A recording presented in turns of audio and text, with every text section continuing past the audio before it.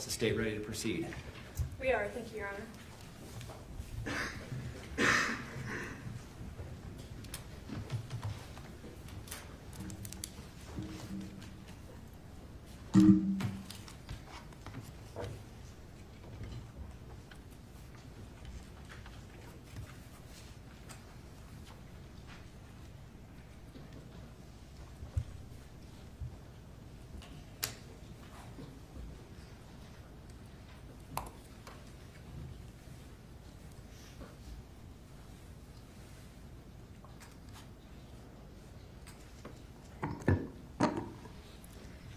This case boils down to one question: who was in control? In this case, when you step back and look at all of the evidence that you've heard over the last few weeks, you get clarity. What happened in the years, months, weeks, and ultimately what happened down in that basement on August 12, 2024 was not chaos. It was not confusion. It was not a tragic misunderstanding. It was not a best friend merely helping out her other best friend in the whole world. This was control. And the person who was in control during that entire time frame sits at that table: Meggan Sundwall.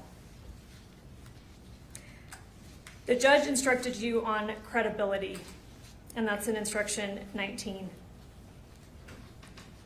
I won't read over it entirely again, you just heard it from the judge, but when you evaluate the evidence, use your common sense. Look at all these factors in instruction 19 and your human experience to determine credibility. You look at whether things make sense in real life. You ask, does the story match the evidence? Do behaviors and patterns match human experience? Do certain patterns match what we've heard or learned about during testimony? When you apply those rules here, the evidence does answer one central question: who was actually directing, controlling, and causing what happened to Casey? The answer is Meggan Sundwall.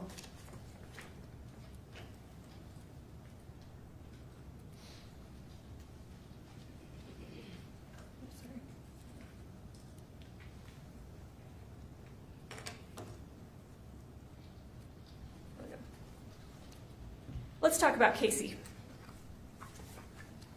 What do we know about her? First, let's be clear about something the state is absolutely not running from. Casey lied. She exaggerated illness. She misused medication. She made some poor decisions. Both sides, I think, can agree about that. She was a flawed person. She was a hurting person. The evidence shows, though, that she had real medical issues from early in life. She was only born with one kidney. She had surgery, I believe we heard it, at like 3 weeks old from that. She was exposed to long, early medical treatment. She lost her mother as a small child and her father as a teenager.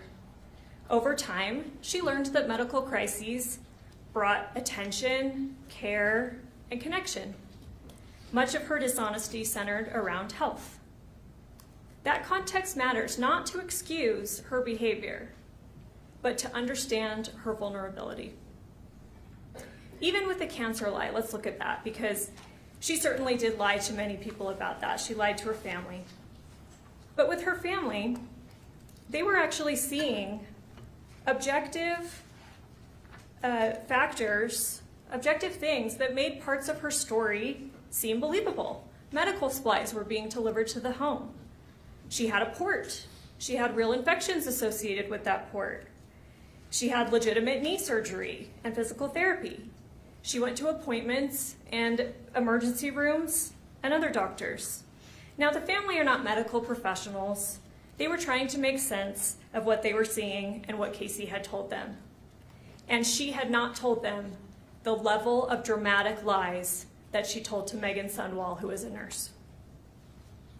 The defense has suggested throughout this trial that Casey's life was collapsing, that she had built this house of cards and it was falling, that she was part of a drug network, stealing money and facing exposure that gave her a real motive to end her life. but the actual evidence does not support a sudden house of cards falling. Her prescription records show in the early, what you'll see, you can review it. In the early years, yeah, she may have been doctor shopping a little bit. She was going around getting opioids from different sources. We heard from Dr. Masteller that it was harder for doctors to check the Doppel records at that point to see if that was happening. But after that, what we see is what Dr. Masteller testified to.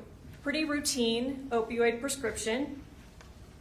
I think you'll see in that exhibit, it's monthly. Dr. Masteller talked about that, and he talked about that they even had a plan to wean her off of that.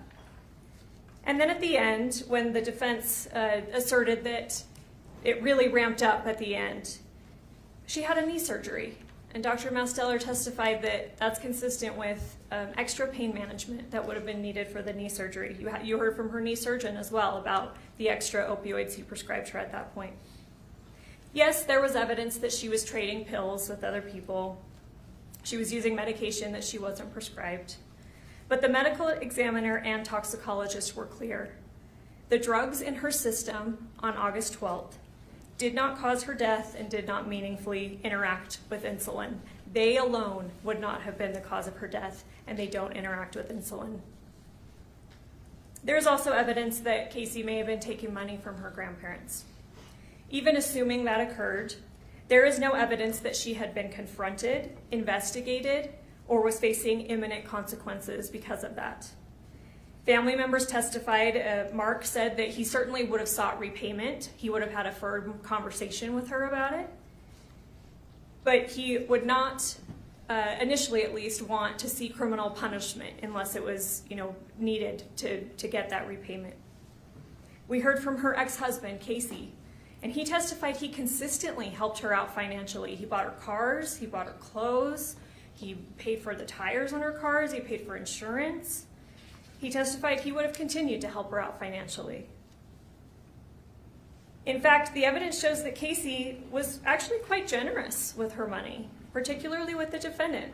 We heard testimony from both Kylie and the defendant's own mother, Renee, that Casey had paid for, and I believe even her father, Lee, that Casey had paid for a trip to Disneyland for Renee's 60th birthday.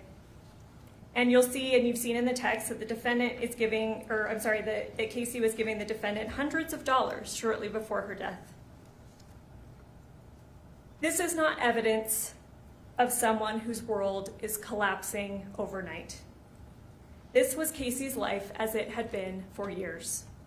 Messy, complicated, imperfect, but certainly stable enough that she continued planning surgeries, planning to escalate up in work, and daily activities.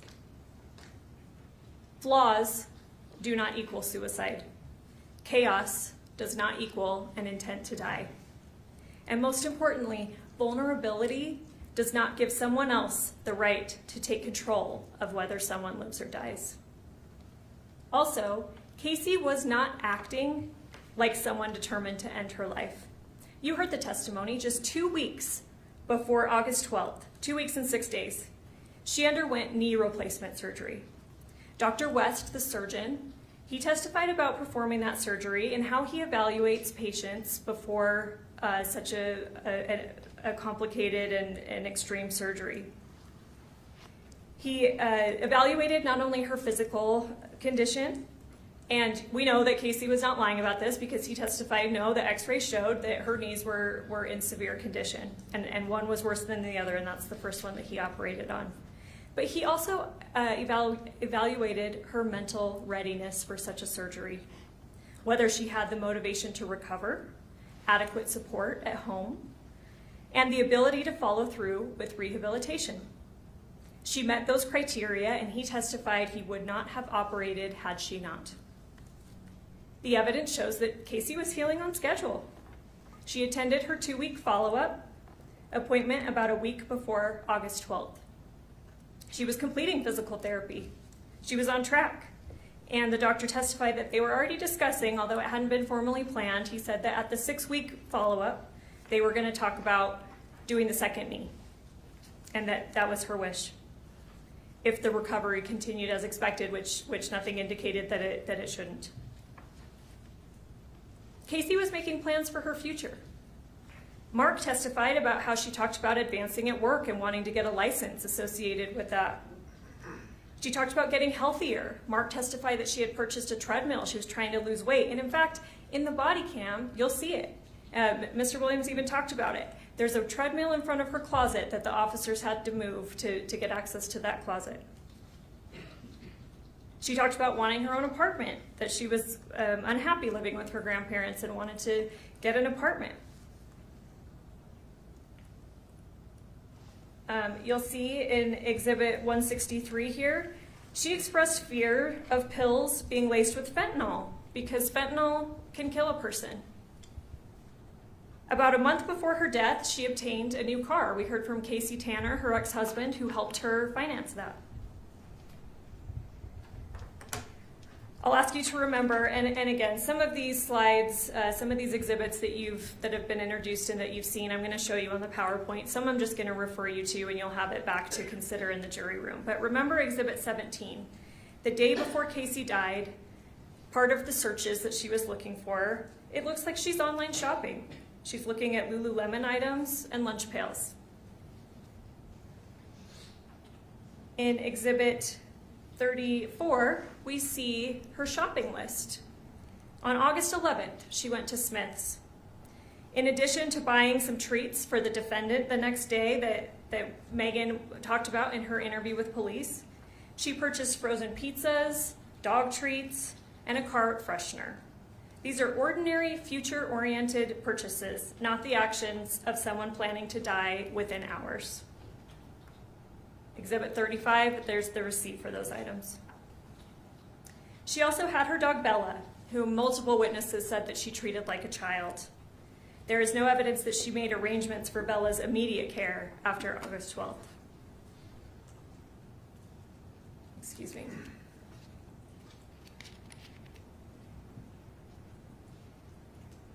You heard that she sometimes portrayed her family as emotionally abusive. And for sure, we heard that Meggan and Meggan's family, they heard that Casey did not have a good relationship with her family. They would not let her come live with them. They were emotionally abusive. They talked down to her. But the testimony from Kylie and Mark showed something different. Actually, a pretty close family relationship. Regular contact, shared events, and continued support. And despite all that speculation, you have heard there's no suicide note, no goodbye messages, no indication from anyone to anyone that she intended to die. If she actually had a good relationship with her family, which testimony supports, despite her telling other people that she didn't, would she leave those things? Her conduct in the days leading up to August 12th shows planning for life, not preparation for death. Instead, what you see is a person who sought attention, particularly from the defendant. Even the defense's own expert, Dr. Hancock, acknowledged that pattern. Casey told dramatic stories.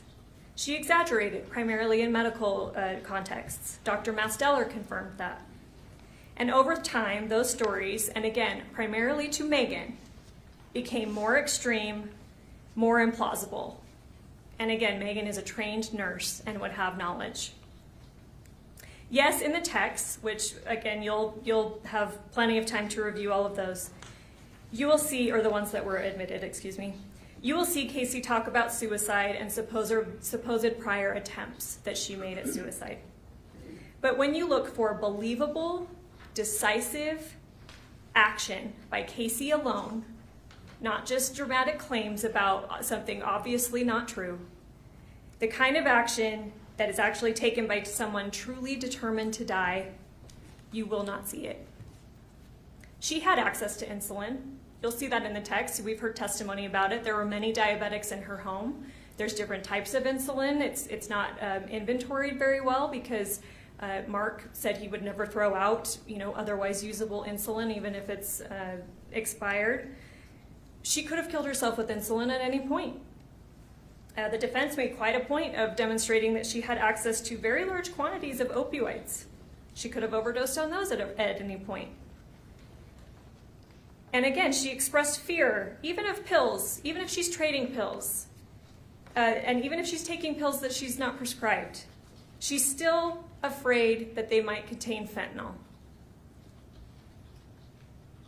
She could have gotten pills with fentanyl and died much easier that way.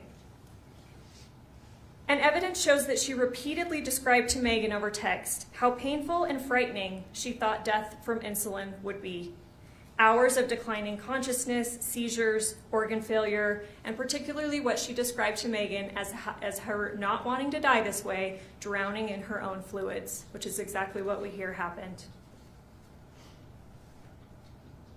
Instead of real attempts, you see exaggerated claims.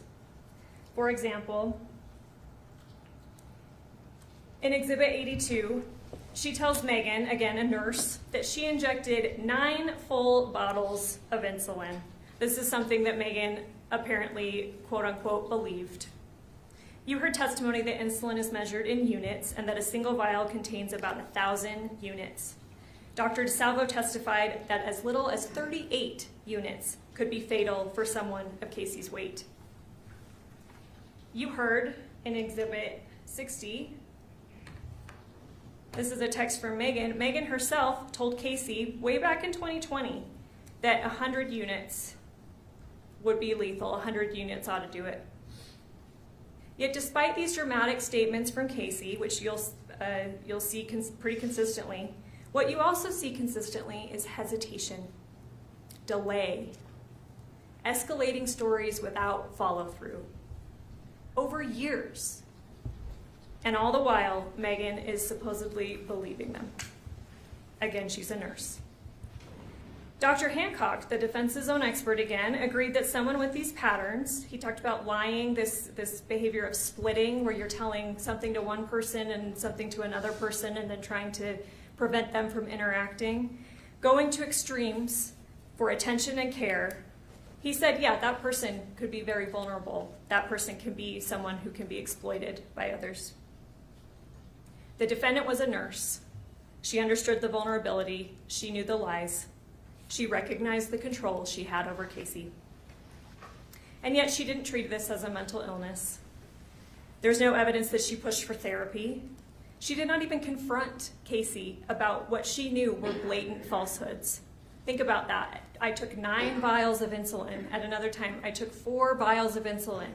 I've taken all the drugs that I have. I just can't die. My body doesn't accept drugs. Meggan doesn't call her on any of that. She's just accepting what she as a nurse would know is pretty absurd. Instead, Meggan used it. She treated it as an opportunity.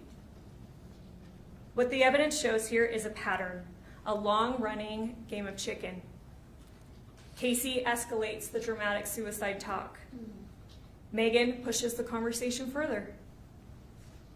More early on in the text, and again, you'll review them, Meggan sometimes does say, Case, this decision has to be yours. I only want to do it if it's your decision. But as time goes on, the text shows that Meggan increasingly encourages insulin use and pushes toward action. And again, the text show that Casey is deflecting. For years, nothing actually happens. Casey never commits suicide. Casey's never dead. Casey makes extreme, often, like I said, patently unbelievable claims about suicide attempts, but she does not carry one out. The evidence supports that, particularly in the early years, Meggan's goal was to encourage Casey to die on her own. Meggan probably did not want to have to kill Casey. If Casey killed herself, if Meggan could convince Casey to kill herself, that would certainly be easier. It would be cleaner. It would be more convenient. You see that encouragement clearly. Let's look at Exhibit 48. And this is in 2020. Meggan says, there's nothing left for you here. You have to go. You have to let go. It is past time. Remember Exhibit 49. You have so much more on the other side. Exhibit 61. Oh, sorry. Exhibit 48. Yeah, this is what I just referenced. There's nothing left here for you. Everything is ahead of you in the next life. Move forward and stop existing. Exhibit 61. Again in 2020. Are you doing insulin tonight? Meggan asks. Remember Exhibit 60. 100 units is enough, and it's not even detectable in an autopsy. Meggan tells Casey that back in 2020. Meggan even brings insulin home from work back in 2020. Remember and review when you go back to deliberations, Exhibit 62. Meggan says, you didn't use insulin last night. Are you planning on it? Remember Exhibit 63. Are you planning on using the insulin? Exhibit 65. Should I take the insulin back? Because she had drawn it up and put it in the fridge. And remember Kylie's testimony. She remembered seeing it there. This is when Casey was moving out of Meggan's home and said that she was afraid of Meggan doing something to her. And Kylie said, I saw a vial of insulin in there. That's backed up by the defendant's own statements. Let's look at Exhibit 66. Meggan is saying, there's still shots in the fridge. I drew them up for you and tried to get you to take them. It's on the third text down. Even then, Casey is hesitating, delaying. Remember Exhibit 67. Casey says, I was going to do it last night, but I fell asleep. Probably tomorrow. Remember Exhibit 62. Casey explains that she's just not ready. She wanted to talk to Meggan first. She feared missing Meggan. And she said, I just need to do it and get it over with. But I have all these attachment issues. Dr. Hancock testified that people with these patterns, again, are seeking attention, care, and reassurance that their life has value. Yet Meggan does not redirect her toward treatment. Instead, she continues the conversation. Exhibit 51, Meggan asks, what do you have to live for in this life? I truly believe everything for you is ahead of you, not here. I felt that way for a long time, more strongly as time goes on. Over time, it's becoming clearer to Meggan, even despite all this encouragement that Meggan is giving her, Casey is not going to do it. She's not going to do it alone. So Meggan begins offering direct help. Let's get to 2021. Exhibit 52. I will come over and help you do them. I'm happy to come over and help you if you are really ready to be done. Exhibit 53. I don't think you will. And then she says something. She says, something's holding you back. Do some soul searching and figure out what's holding you back. When you are actually ready, you let me know and I'll be there to help you. You won't be able to do it alone. Meggan herself, way back in 2021, knew that Casey was not going to do it alone. Meggan understands the dynamic. Remember Exhibit 70. Meggan suggests drawing up everything you've got and giving it through your port. And then she again asks, do you want me to come over and do it? Still, we see Casey stalling. Remember Exhibit 72. Casey's delaying again. She says, I was going to, my nurse was coming over, then I needed to take Bella out, then I fell asleep. And still we see Meggan pushing harder. Exhibit 133. Honestly, this is Meggan to Casey in 2022. Honestly, I think with the insulin, someone, should probably be me, should stay with you and continue to give you doses so it will actually stay low and you can pass. Ladies and gentlemen, this message marks a turning point. By 2023, the pressure still continues. Remember Exhibit 98. Meggan asks, are you wishing you went through with your plan? Remember 55. I really, really want to be be there with you when you pass. Exhibit 54, Meggan's talking about wanting to be present and she's even coordinating the timing around childcare. Casey again hesitates. At this time she says, it does not feel right. Go look at Exhibit 54 and see that. Meggan, again, she does say, this is Casey's choice, this is your choice, but again, never therapy, never intervention, never ending the conversation, never calling Casey on what are increasingly dramatic and outlandish lies. By 2024, the dynamic really intensifies. The stories become more bizarre, more absurd. Remember Exhibit 81. Casey, and this is a long exhibit, and I invite you to go through all of it. This is where Casey is inventing this hospice. She's inventing multiple nurses that are coming over and doing different things. And if you'll remember with Dr. Masteller, I took some of these vital signs that these supposed nurses are communicating to Meggan through Casey's own phone during this fake hospice. Dr. Masteller, again and again and again, nope, these vitals are not real, they don't make sense, they're incompatible with life.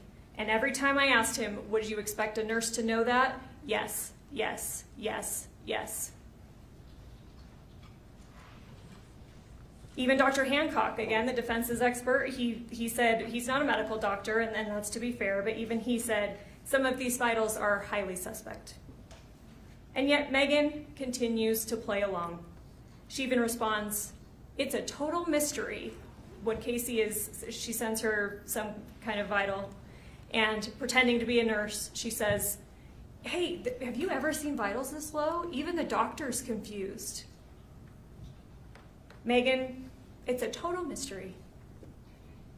Instead of challenging the obvious fabrication, she sustains this suicide narrative, and the pressure continues to escalate. Remember Exhibit 58, Meggan tells Casey, Easter would be a beautiful day to die. Remember 100, Meg says, it would have been a good day for me to come and help you with the insulin. Remember 57, go, Case, don't look back, go. Remember 101, Meggan asks about obtaining insulin and transferring prescriptions. Because Casey says, oh, the pharmacy's out. Again, delaying. The pharmacy's out, they can't get it. Meggan goes, well, see if they can transfer pharmacies. Exhibit 96, Meggan proposes trying insulin the next day. And I'll show you Exhibit 135. And here we're up to June of 2024, just a few months before August 12th. Case, can you get the insulin? They are keeping you off for 48 hours, let's try it. I'll come and help you and give it to you regularly and see if it works. Again, that message deserves emphasis. Remember Exhibit 88. Meggan says, if that doesn't work, I think we should get the insulin. I'll come help you. Exhibit 77, she insists that if they try insulin, she wants to be there to help administer it. Meggan is not letting the topic go. And in fairness, Casey is continuing it going on too, and she's getting more and more dramatic, and she is talking about suicide, but not in a believable way.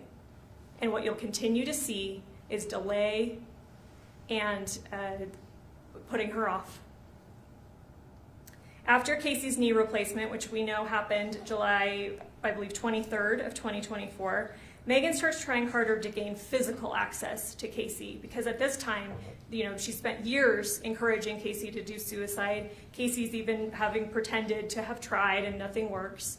So Meggan starts to think and know, I've got to be there. I've got to be physically present for this to happen. Remember Exhibit 91. Casey, having just had a knee surgery, instead she does lie to Meggan. She says that she shattered her femur. She says that one of her hospice nurses picked her up and dropped her, and this shattered her femur to explain her leg. I think she even sends a picture of it. She's not telling Meggan that she got a knee replacement.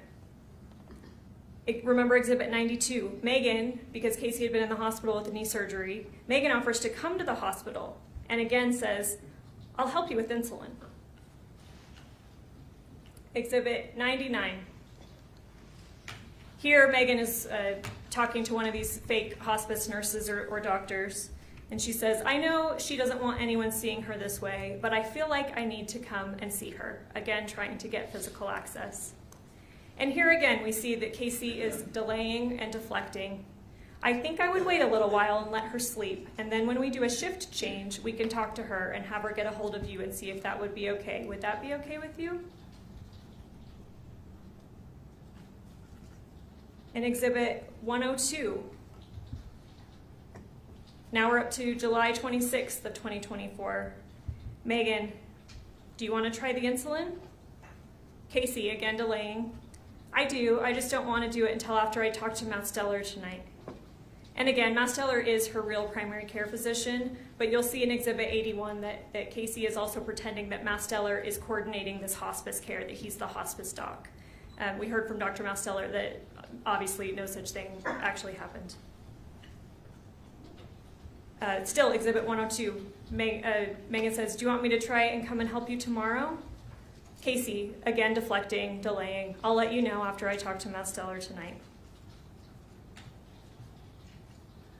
Exhibit 132. Meggan, again, we're end of July 2024. No, you just asked me to help you today, which you've done several times, and I plan on coming to help you and end up waiting all day to hear from you, and you never do. It is just frustrating sometimes. I'm not stressed, but I'm sorry you are. But she sure sounds stressed, frustrated that this is not helping. She keeps waiting for Casey to give her a day. And then she says, and put a star next to this one, ladies and gentlemen, I don't think you want to try to off yourself, and I completely understand.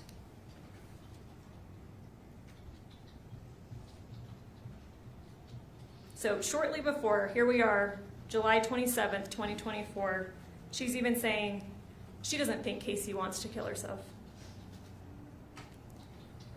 I'll show you Exhibit 76. Here we're to August 5th of 2024. Here's where you and I differ the most, I think. And it's the same with Mitch. You two are actually so alike. Your focus is on the now. Like you want relief now.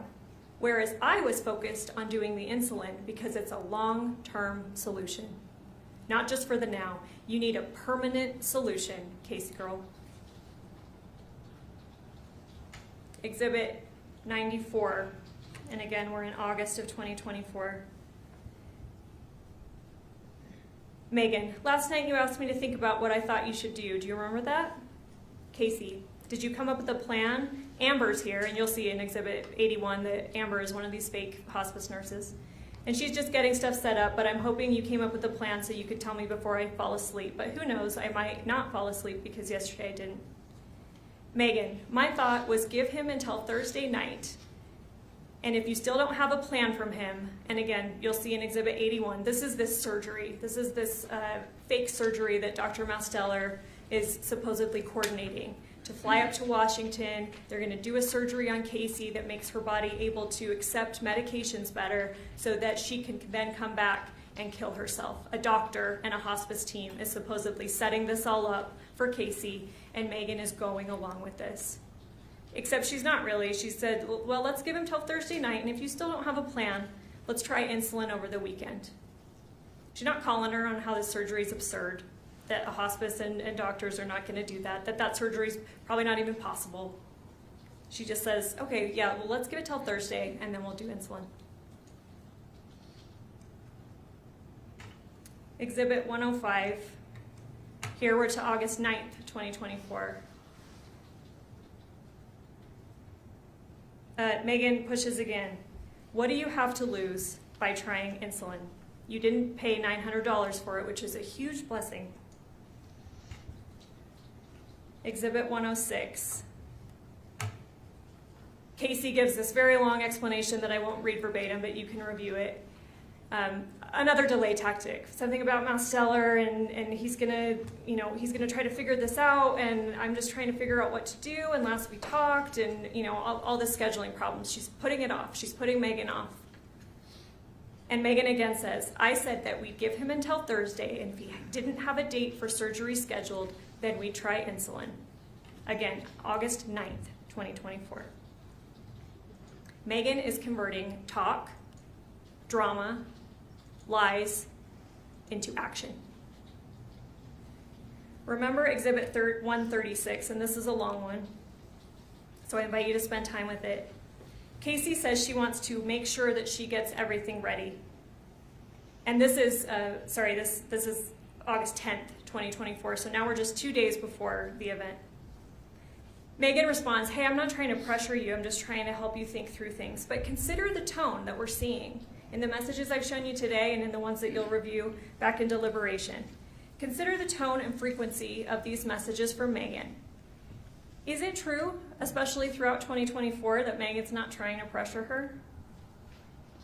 Casey explains that she does not want to upset Dr. Masteller. Again, that's not real because Dr. Masteller, he's just her primary care doc. He's not scheduling this surgery.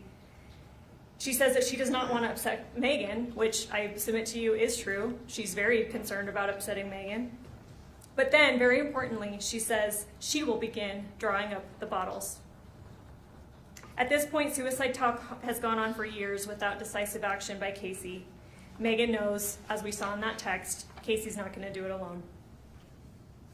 So what does Meggan say? Again, in Exhibit 136 that you'll have to review. I could make it work today, tomorrow, Monday even. You just tell me when. And you don't have to draw it up all yourself. I would come and help you. In Exhibit 136, we finally move to August 11th, the day before the overdose. Casey says in here, second line of the first text, I spent most of the night drawing up the insulin. This detail matters. Even after saying she's prepared the syringes, though, she immediately goes back to delaying again.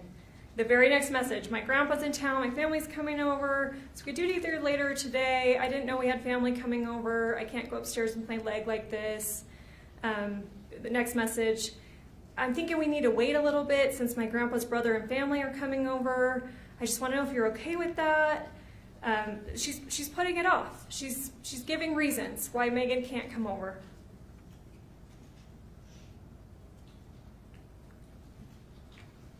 Meggan responds, hey, we can do it later today. Tomorrow would be a bit more challenging just because of the car situation.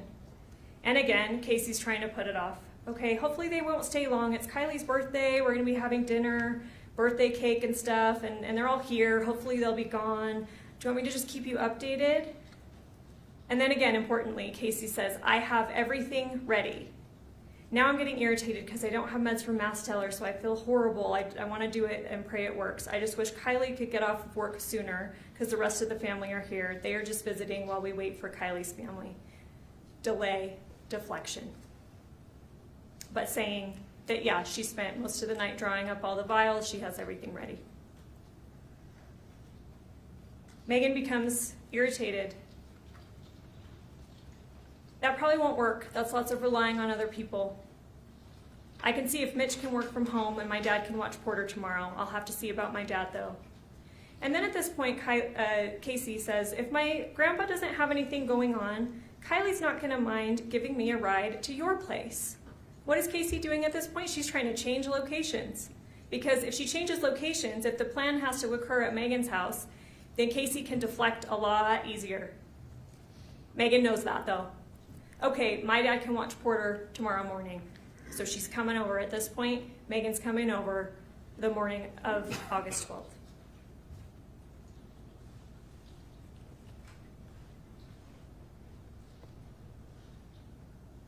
At that point, the plan is set. And this is another important one. August 12th, morning of. I'll be there in just a few minutes. Do you want to take some promethazine when I get there so that you are asleep when this is happening? Again, that message warrants emphasis. This is not vague suicide talk anymore. This is preparation for a controlled event. An event that Meggan apparently is expecting Casey to be asleep for. What does that suggest? Is Casey doing it herself? No. So you're asleep while it's happening. And again, this preparation follows Casey's statement that she has already drawn up the syringes. Now let's switch gears. Why would Meggan want Casey dead? Well, we've heard testimony about it. She believed Casey's death would solve her financial crisis. Money explains why Meggan crossed this final line. Starting in 2023, Meggan's texts to Casey show escalating desperation about money. Remember Exhibit 123. This is September of 2023. Meggan says she had to throw out the food from her freezer because it broke and they're going to be eating canned beans. Casey responds that she wishes she had money to give Meggan and feels guilty she has not passed because the life insurance policy would sure make Meggan's life easier. Remember Exhibit 125. This is October of 2023. Meggan texts Casey, Mitch's child support doubled. We get to 2024, and then Meggan's financial pressure is really escalating. Exhibit 126. This is January of 2024. I'm going to lie down and turn my phone off for a while. I am an absolute mess. I lost my job this morning. I'm sick about it. We are going to lose everything, Case. Our house, Mitch's stupid truck, our lives here. I'm feeling so hopeless and so discouraged. What am I going to do? I'm so tired of giving my heart and soul and always being hurt so deeply. I can't keep doing it. What am I going to do? I'm so ashamed. I keep losing jobs and people keep hurting me. There must be something wrong. It goes on. This really, really limits my ability to work and provide for my family. It doesn't even matter what happened, it's done, and I'm going to be the cause of us losing everything. Casey responds, I'm sorry that you've been struggling. How's Mitch doing? Mitch is being sweet and sensitive. But then Meggan says, trade me places, let me go home, and you stay here in this awful place. Remember Exhibit 127. This is February of 2024. She damages her car again. Meggan does. Exhibit 128. If you dying would get me out of this mess and darkness I am in now, I would take it. February of 2024. Remember Exhibit 129. This is, again, February 2024. She says car repairs are going to be $4,000. Remember Exhibit 131. This is July of 2024. There are more car problems. It's overheating. Exhibit 157. July 29th, 2024. Meggan says, I know it sounds so dumb, but I saved up for these pants. I really, really wanted at the buckle, and I'm taking them back now because I can't afford groceries for my family, so it kind of sucks. Casey, I'm so sorry. How much are the pants? Do you have your Venmo card on you? I sent you $320. Might be less because of the card. They sometimes take a fee. Casey, again, Meggan, instead of buying groceries for her family, she's opting to spend over $300 on pants, and Casey Venmos her that money. You heard testimony. Again, we've known that Casey is paid for a Disneyland trip. She's sending that money a few weeks before her death to Meggan. Dr. Hancock explained that in relationships like this, sure, someone in Meggan's position in this dynamic could be motivated by the caretaking. That could be one explanation. But he said, when I cross-examined him, that they can also be motivated by things like gifts and money. Evidence shows you that Meggan needed money and she was sick of waiting for it. Frankly, Mr. Williams mentioned this in his opening. He said that Casey was bombarding Meggan with all these texts. And you heard, there is a total of 29,000 of them. You don't have all of them. Obviously, that would take weeks for you to go through. But you have a lot, and you'll see that, yeah, Casey was sending a ton of messages, and Meggan was responding a lot. It was probably exhausting, pretending to be Casey's friend and believing all these absurd lies. It probably was exhausting, and she was tired of it. She had been doing this for years. She believed the life insurance, she believed the money, and she had to speed up the process. This was Meggan's investment. She had spent years on this investment, and she expected it to be paid out. Remember Exhibit 156. This is July 30th, 2024, so we're getting pretty close to the August 12th. Meggan says she was $28 short at the grocery checkout, and a nice old lady behind her had to help spot her. This financial pressure matters, because alongside that pressure is Meggan's belief that Casey had a life insurance policy with her as the beneficiary.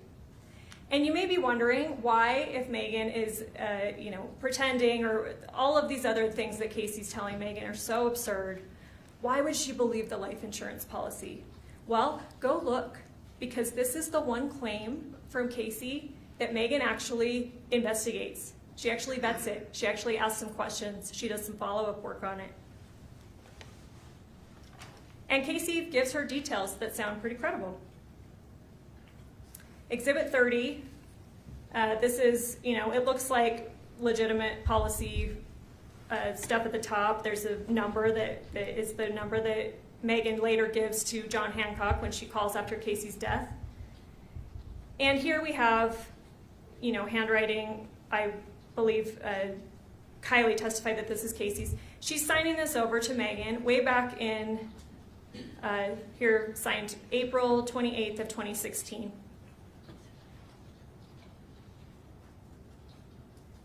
Remember Exhibit 115, this is April of 2020. Casey reminds Meggan that she's going to receive the policy if Casey dies. Meggan asks whether it's going to be enough for cosmetic surgery. She goes, can I get a facelift, tummy tuck, eyelid surgery? Let's look at Exhibit 116. And this is, again, in 2020, but Meggan is asking follow-up questions. Here's a random question for you. How on earth did you get approved for a life insurance policy with all your health stuff? Casey, I bought it back in 2011. I wasn't as sick back then, but when my dad died, I decided to get one too because my dad always tried to make me get one, so I did. She's giving information that sounds like it could be credible.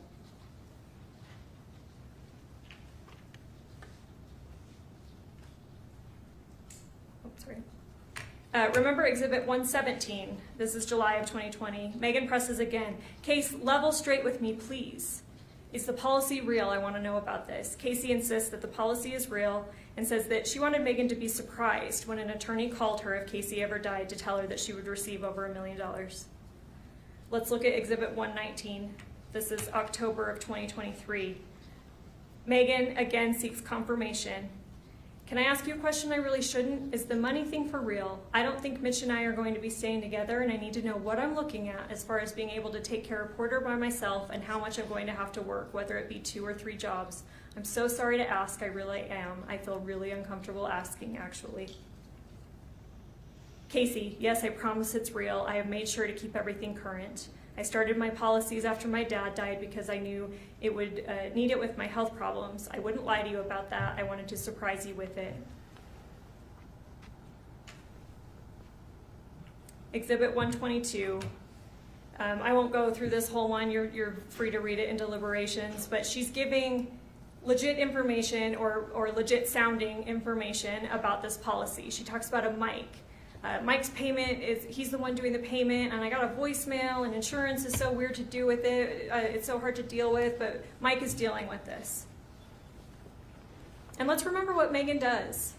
Not even, I believe, after Casey died, but she's at that point demanding the paperwork from the family, right? She wants the life insurance paperwork.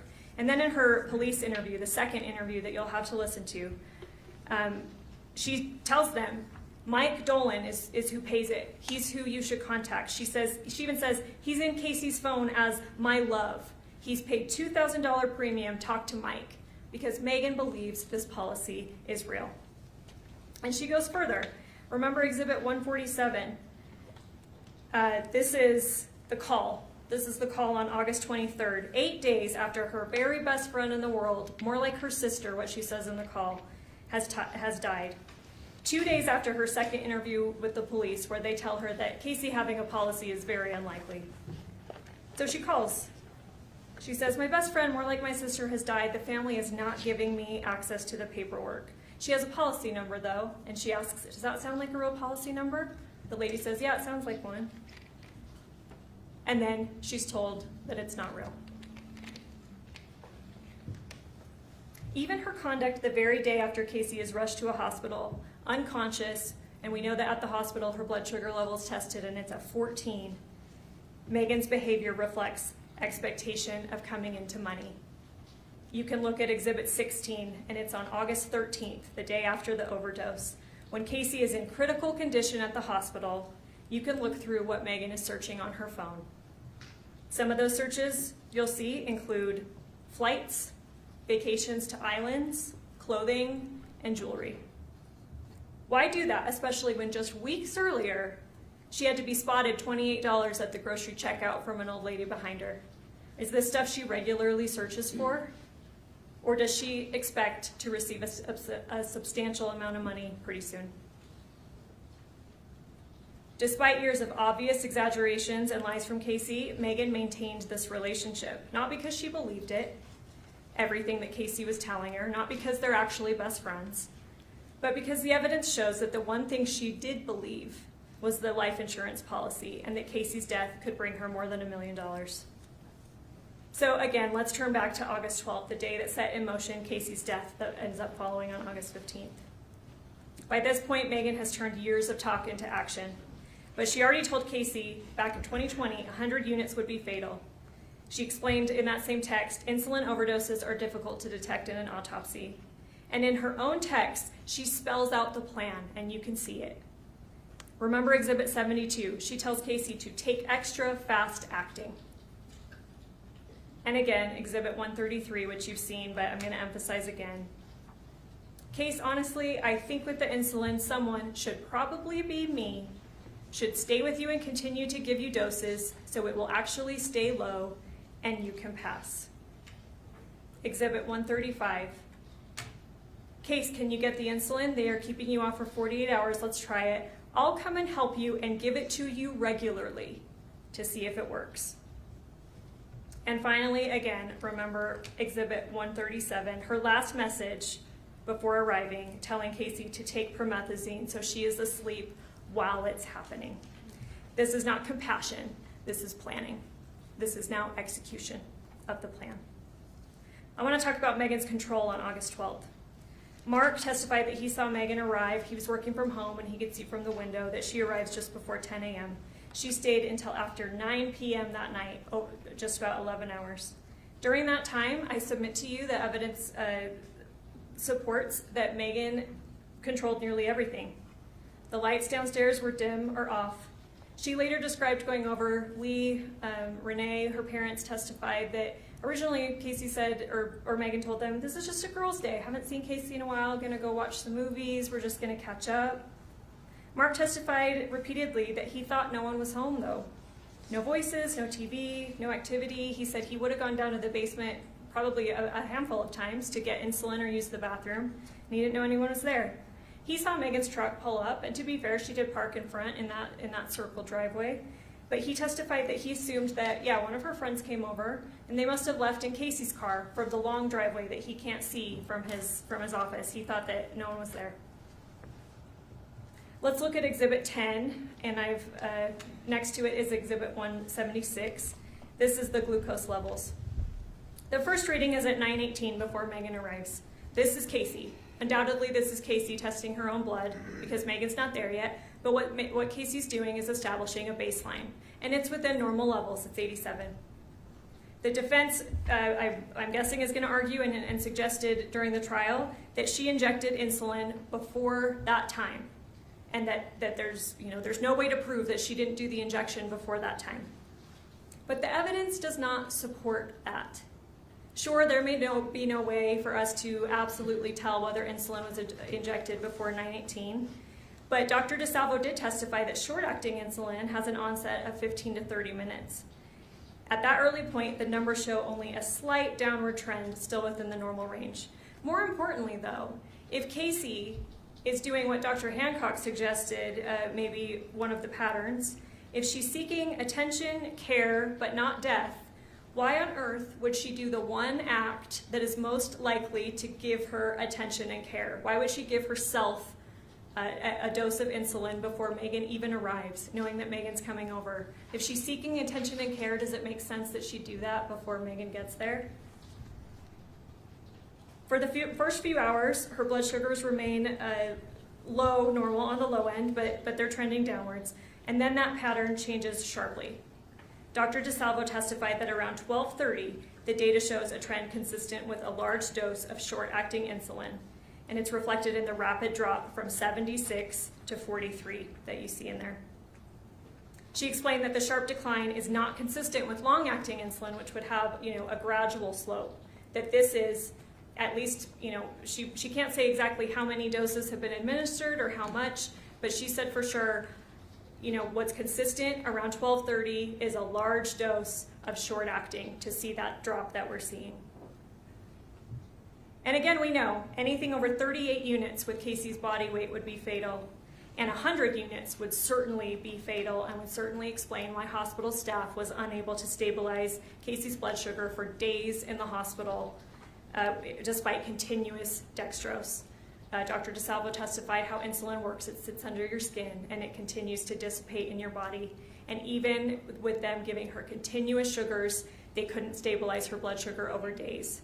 Dr. DeSalvo said that would require a huge amount of insulin to be on board. With what we know about the glucose levels, let's look at Exhibit 37. And let's take for argument's sake right now that, let's say, a huge dose was given at 12:30. At 12:47, shortly after that, Meggan texts a number that she identifies as Dr. Masteller, but we know from Detective Farney that this is actually the old number of Casey's grandfather. This is not Masteller's actual number. Hello, Dr. Masteller. This is Meg, Casey's friend. I'm just trying to touch base with you and see where we are at with getting the surgery scheduled. Casey's memory isn't the best, so when I ask her, she isn't always very clear. At the same time, though, Casey's glucose is dropping, and it's starting to drop more dramatically. DeSalvo said that short-acting insulin causes confusion, sweating, weakness, disorientation. Yet Meggan doesn't tell this doctor that she's supposedly texting that she's even with Casey. She doesn't make it clear that, hey, I'm with Casey at the time. She doesn't describe any symptoms. She doesn't ask what to do. She doesn't attempt to verify any DNR that she's supposedly been talked about or told about. She's not seeking medical guidance. She's creating a record, because what did Lee, her dad, testify to when he later showed up? He said, she told me, I've contacted the hospice doc and we're waiting to hear back. She contacted him, all right, or who she may have thought was him, but obviously it's not his number.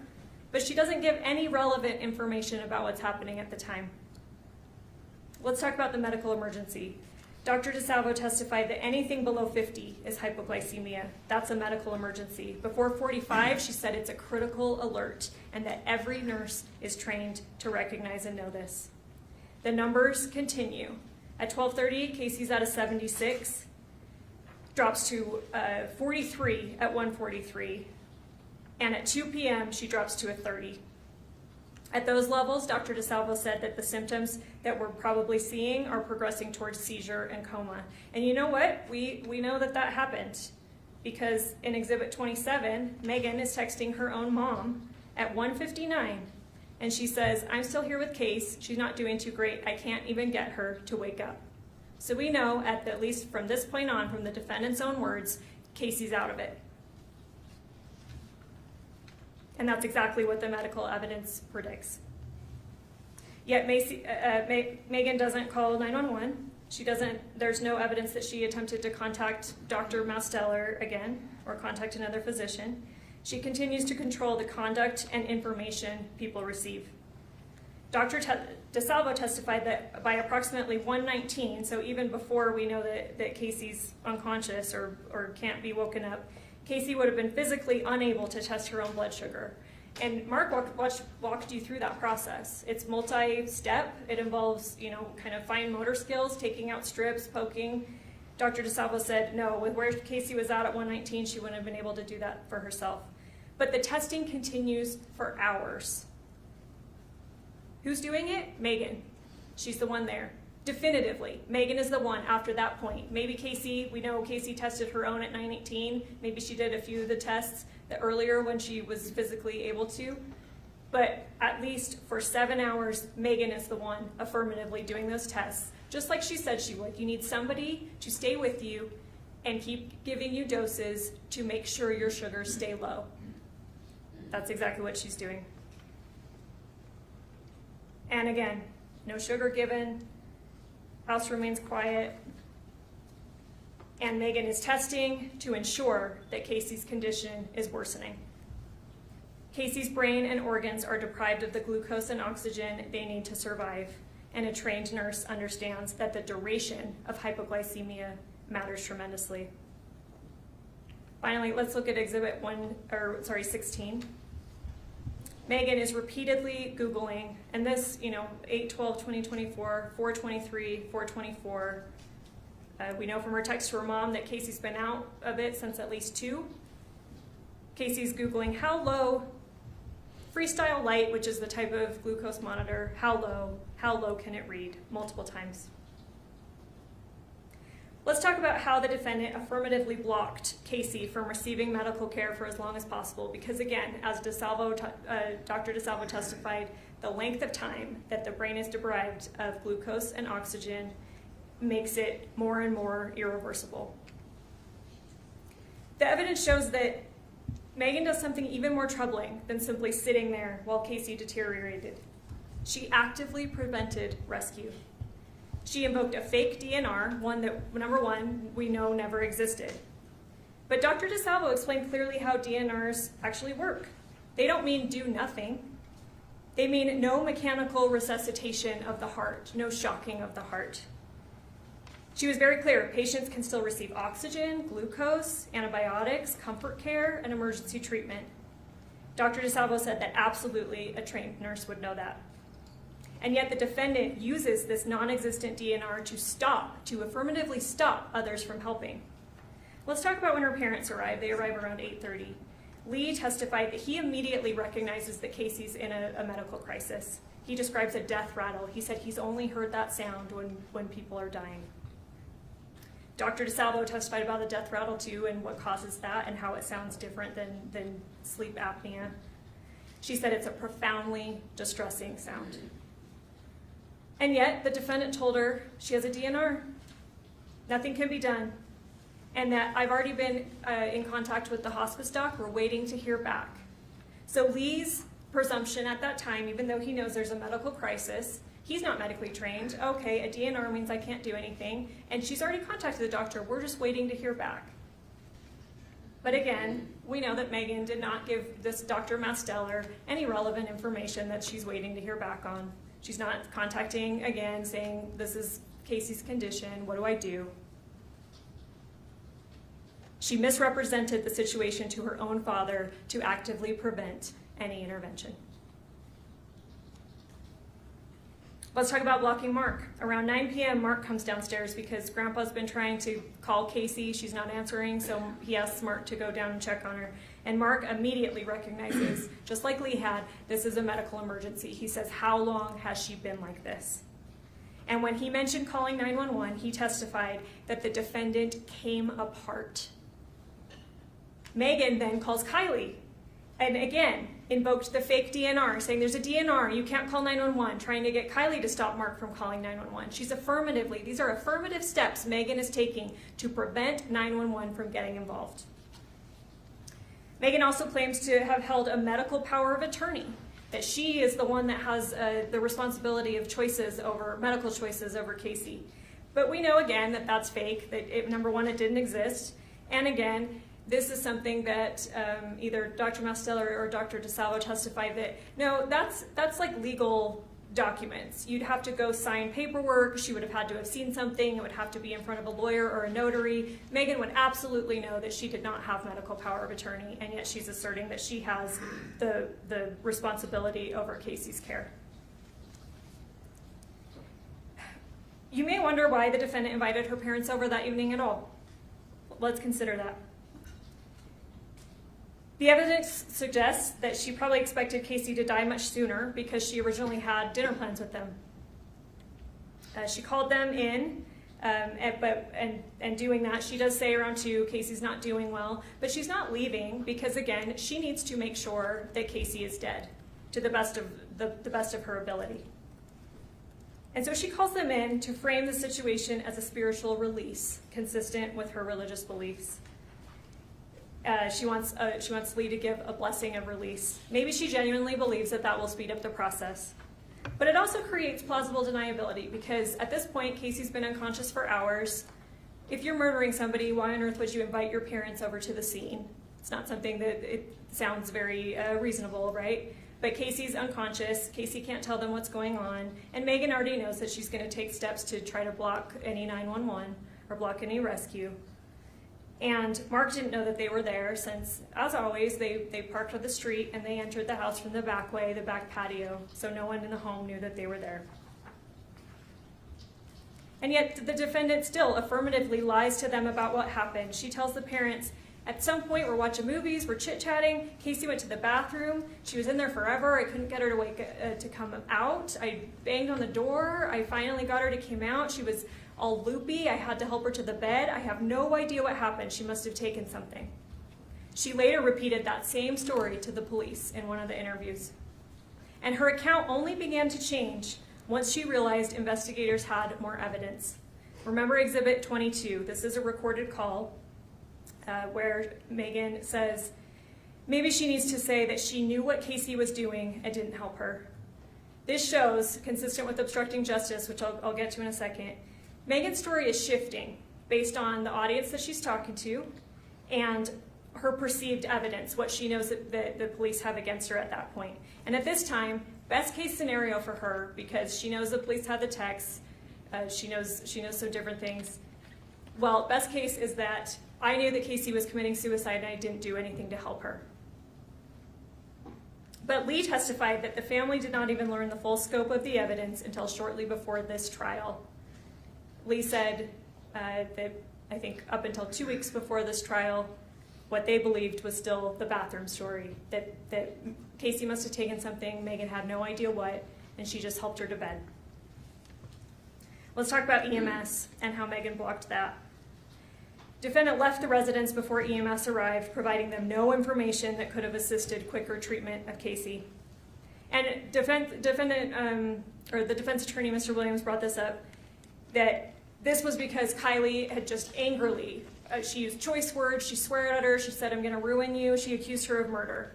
And then he introduced this idea of panic, that if you're in a panic, you're not behaving rationally, you're doing things that you normally maybe wouldn't, or that you know that you shouldn't do. But what does she do? Sure, fine, that could explain her leaving the home, but she doesn't leave the scene. Lee and Renee testified that they got in the car, drove a little bit up the street, and watched for about 20 to 30 minutes to see what would happen because Meggan was so concerned about Casey at that point. If she were truly concerned, she could have approached EMS without anyone in the house, without Kylie, Mark, anyone knowing that she was still there. She could have approached EMS outside and given critical medical information that could have allowed them to treat Casey earlier, to know what was going on with Casey earlier, but she didn't. DeSalvo said that with a blood sugar as low as 14, minutes matter in saving. And yet Meggan affirmatively chose not to give EMS information.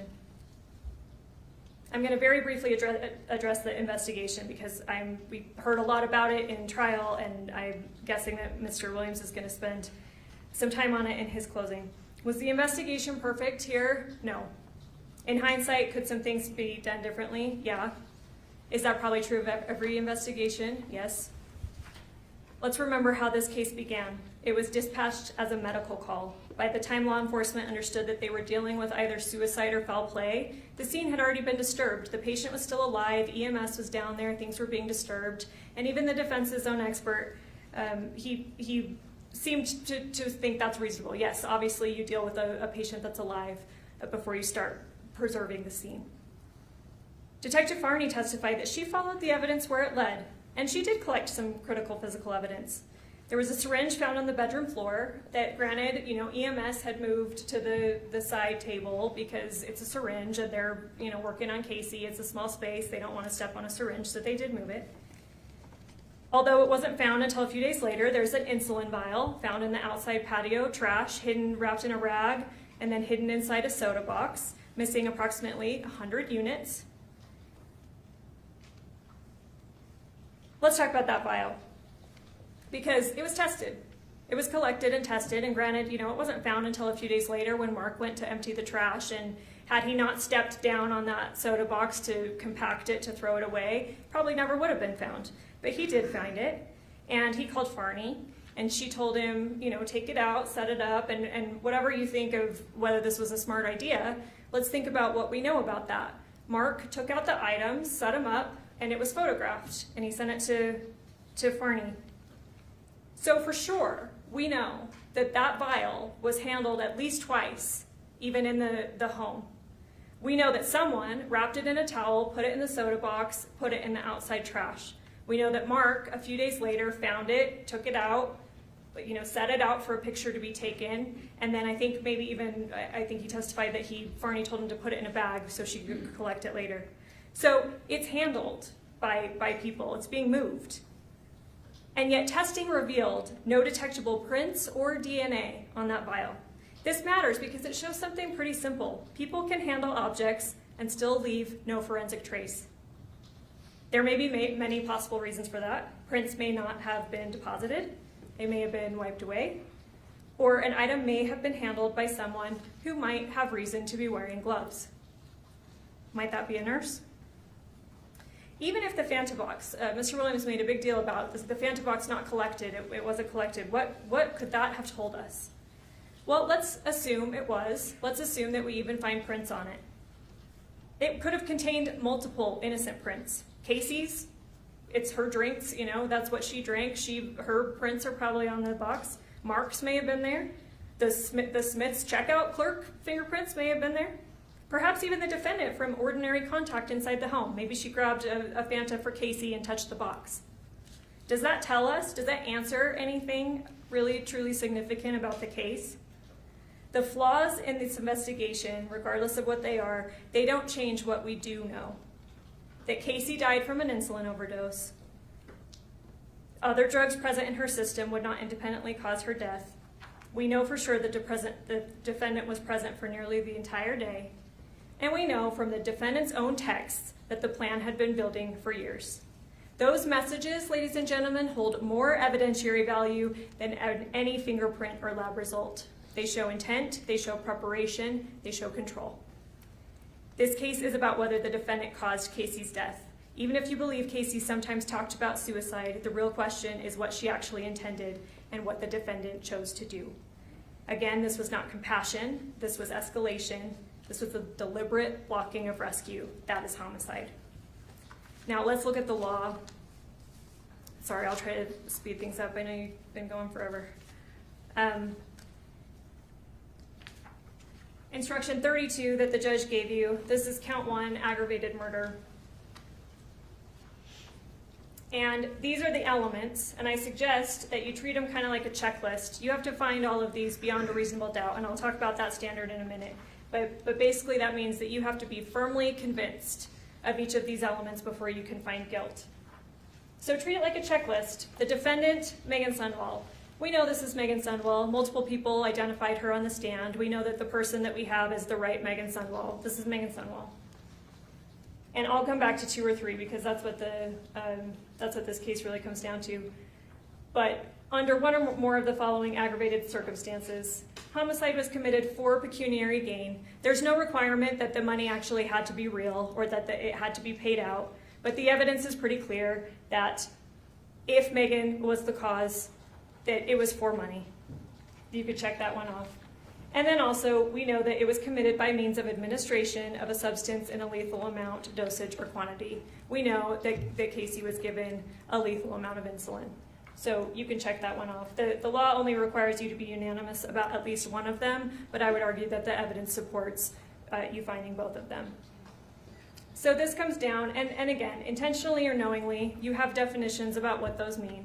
If Meggan is the cause, then yes, they talked about it for years. The intent, their intent, what Meggan knew to be the result of what happened is that Casey is going to be dead. That was the intent, that's the knowledge that Meggan has. So let's talk about causation.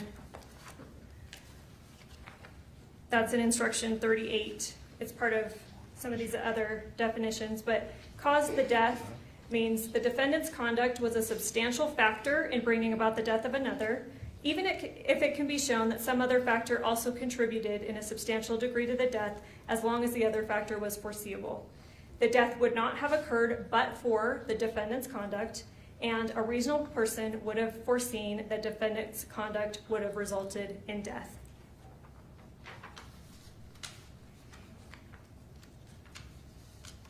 The defendant acted, Casey died, the defendant caused that death. You do not have to be unanimous. I want to be clear about this. You only have to be unanimous that Meggan, of course all of these other elements, but the cause, you only have to be unanimous that she caused. The exact mechanism of how the cause happened, you don't have to be unanimous about. You only have to be unanimous that she caused the death.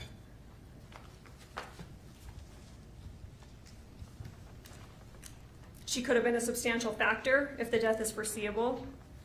It does not require her to be the sole cause. You do not have to agree on every mechanism of how she caused it. I want to talk about manslaughter, which is the lesser included that is an option for you here, and that's in instruction 33. Sorry, let me get my papers together. And this one here is the aiding suicide. Here, again, you have to be beyond a reasonable doubt firmly convinced of every one of these elements for you to find this. And again, treat it like a checklist if you want. Again, we know Meggan Sundwall. But here, with knowledge that another individual intended to commit suicide or attempt suicide, intentionally aided the individual to commit suicide. I want to hit the aiding really fast. You have that in your definitions. The same, I believe it's 38. Aiding means the act of providing the physical means. Providing there, in turn, you look at providing means to administer, prescribe, distribute, or dispense. I would argue that aiding here, it could mean that she went and grabbed a vial of insulin from the fridge, brought it to Casey. It could mean that she drew up a vial or a syringe herself, handed it to Casey. It could mean that she gave the injection herself. Aiding could mean any of those because she's providing the physical means into Casey's body. But this one, number 2, with knowledge that another individual intended to commit suicide or attempt to commit suicide, I would argue to you that the evidence does not support that. Look over those messages. And certainly, I want to be clear. If you find this, if you do believe that Casey was suicidal and that Meggan believed her and that she aided, and you find all of these elements beyond a reasonable doubt, this is the correct verdict. And I want to be very clear. Mr. Williams, the defendant, they have no burden to prove this. So don't expect that anything that they have to say or put up, that it's their burden to prove that this happened. But if you believe all of these elements beyond a reasonable doubt, this is the correct verdict to find. But I submit to you, I argue to you, that the evidence does not support this because Meggan did not have knowledge that Casey intended to commit suicide because Casey did not intend suicide. I've already covered that at length. Casey was not suicidal. She may have pretended it, she may have staged it, she may have made it look like it was, but it was dramatic, it was fantastical, and it was unbelievable. And this here, right here, requires Meggan to have knowledge that Casey had that intent. When you review all the text messages, I argue to you that there's no way that Casey or that Meggan would have known that Casey actually intended suicide.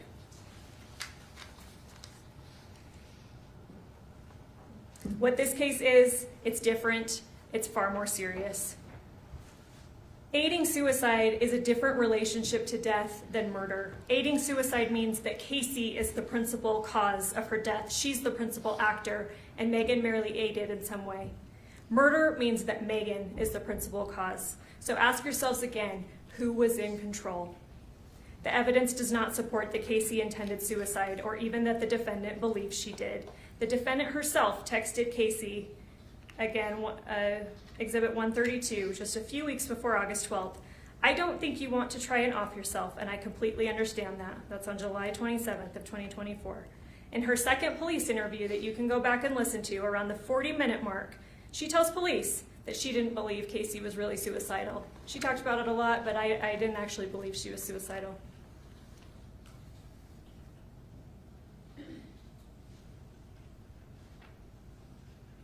Consider the physical evidence. So a bunch of syringes were found, but I'm going to talk about the 2 primary ones. The one on the floor that EMS moved to the table, and then the one found in the Fanta box days later outside. We heard from FBI scientist Chad Moore. And to be fair, Mr. Williams pressed him on this, and he did say that there are certain things that could degrade insulin or change its properties, its chemical structure. But he testified he saw no protein remnants or degradation products he would expect to see if insulin had ever been in those syringes. Even after cross-examination, he maintained that he would still expect to see some trace. Ladies and gentlemen, the evidence supports a simple conclusion. Those syringes never contained insulin. Even if the other syringes in the house, we know that Mark ended up finding one in the closet after he had to pull up the carpet after the flood. Why would that be there? If Casey is suicidal, or we heard evidence of other syringes found in Kyle's room, in a desk, in another room down in the basement. If Casey's suicidal, why would she use her last moments or time of consciousness to go hide the mechanism that she's using to kill herself. Why would she do that? Why would she hide a vial of insulin? Why would she wrap it in a rag, put it in a soda box, put it in the outside patio trash that really only she used, expecting no one else to find it? Why would she do that if she's suicidal? Why would she care? Even if she were trying to maintain the life insurance story, that still makes no sense because guess what? She already told the defendant that the policy covered suicide. Exhibit 153. Back in 2023, Casey says, my life insurance does cover suicide because when I signed up for it, it said I had to go at least 2 years without doing that, but it would be covered after that. So someone controlled that evidence. Someone hid or removed the syringes that were actually used, that actually contained insulin. Someone wrapped that vial, punctured 13 times, suggesting multiple doses given, in a rag and placed it in a box in the outside trash. If Casey intended suicide, again, I maintain there would be no reason to hide the instrument. But someone committing murder would have reason. Casey's stories were fantastical. Her lies were obvious. The defendant, a trained nurse, could see that. Casey was desperate for attention, particularly from the defendant. Casey was seeking reassurance, probably even someone to stop her, to tell her her life mattered. Instead, the defendant pushed. Obstructing justice, I'll cover quickly. It's instruction 34. We know that Meggan deleted texts. Agent Sitsinger talked about that. They're not routinely deleted. Her phone's not set to that. They're about insulin, they're about life insurance, they're about suicide. And he said that one of the messages, and you'll see that exhibit, it has a heart being removed off one of the messages, and it tells you the date that happened. It's August 17th, 2024, one day after Meggan's first police interview, when she agreed to provide her phone but said that she needed to wait a few days to do that. Why? Because she's deleting evidence. Obstruction can also be based on lying to police, and again, we see that, and you'll hear it. She told them originally in her first interview, I have no idea what happened. It's the bathroom story that she told her parents. I have no idea what happened. She went to the bathroom. I have no clue. And then she makes that call. I think I need to say that I knew what Casey was doing and I didn't help her. So obviously she lied to the police. You have to be unanimous. Again, that's one of those ones that you have a special findings form. You have to be unanimous at least to one. You have to agree on at least one, but the evidence supports both. For years, there was dramatic talk, escalating talk, stories that grew more and more extreme, but nothing actually happened. Casey never did anything, nothing irreversible, until Meggan stepped in. This wasn't chaos, it was structured, it was directed, it was controlled. This was betrayal of Meggan's specialized knowledge and human trust as a friend. Meggan Sundwall did not just idly watch as Casey declined. She actively controlled whether Casey lived or died. Meggan Sundwall caused the death of Casey Terry with a lethal amount of insulin, and she did it for the money. We ask that you convict of aggravated murder. Thank you.